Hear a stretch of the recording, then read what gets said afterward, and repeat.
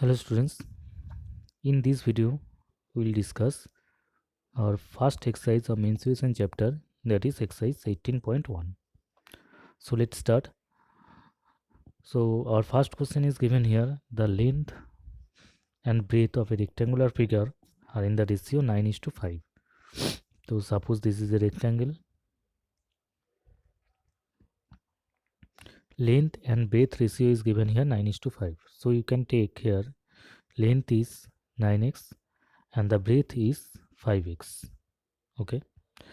Now if the area of the field is 14,580 square meter. So area of this field, rectangular field, is 14,580 square meter. That means you know that area of a rectangular figure is length into breadth. That means 9x into 5x is equal to 14,580 square meter. From here you can easily find out the value of x, that is 18 meter. Now the length is 9x, that means 9 into 18, that is 162 meter, and the breadth is 5 into 18, that is 90 meter. Now next part of the question is find the cost of the surrounding the field with fence at the rate of 3.25 per meter. That means you have to fence the rectangular field. You have to fence the rectangular field. Okay. So for fencing the rectangular field, you have to find out the perimeter of the rectangular field. So what is the formula of perimeter in a rectangle? We know that perimeter is equal to 2 into length plus breadth. So length is already found and breadth is already found. So you can easily find out the area. You easily find out the perimeter of the rectangle, that is 504 meter. So for 1 meter cost is, for fencing cost of 1 meter is 3.25, and for fencing cost of 504 meter will be 3.25 into 504. So after multiplying you will get the answer.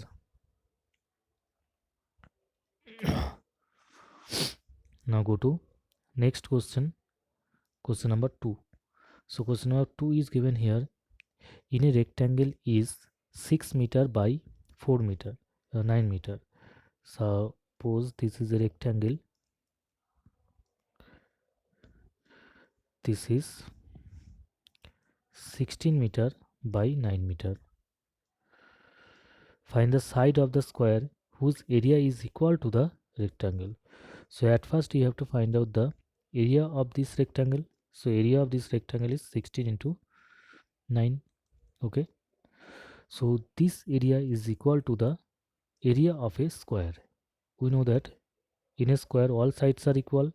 Suppose each square side is, in this square each side is x. So area of this square is x square. So the square area is equal to the rectangle area. So from here you can easily find out the value of x. So that is 12. Now second part of the question is by how much does the perimeter of the rectangle exceed the perimeter of the square?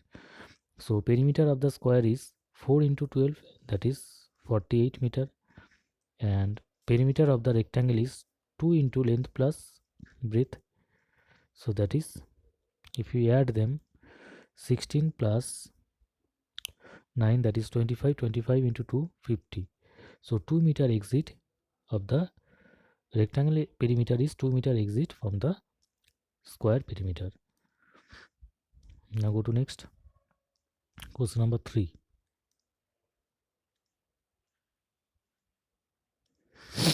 So question number 3 is given here: two adjacent sides of a parallelogram are 24 centimeter and 18 centimeter. Suppose this is a parallelogram.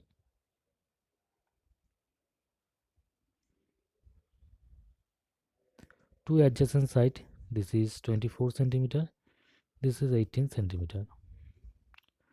If the distance between the longer side is 12 centimeter, so this is the longer side, these two, the distance between them, So this is 12 centimeter. And you have to find out the distance between the shortest side. That means these two are the shortest side. You have to find out the distance.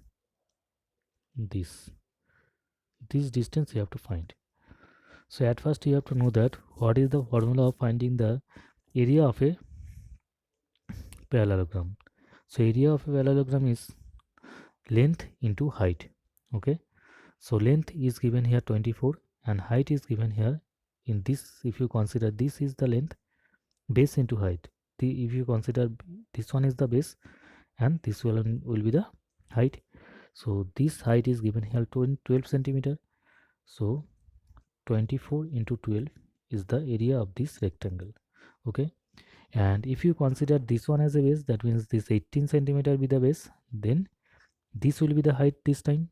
Okay, so take this side be h. So the if you consider this one is the base, this 18 centimeter is the base, that time the area will be 18 into h. Clear? Now because both the area be same, because this is one parallelogram is given, so both the area is same, so h is equal to 24 into 12 by 18. From here you can find out the value of h is 16 centimeters. So this is the distance between the shortest side. Okay, so in this way you can solve left of the problem in exercise 18.1. Thank you everyone.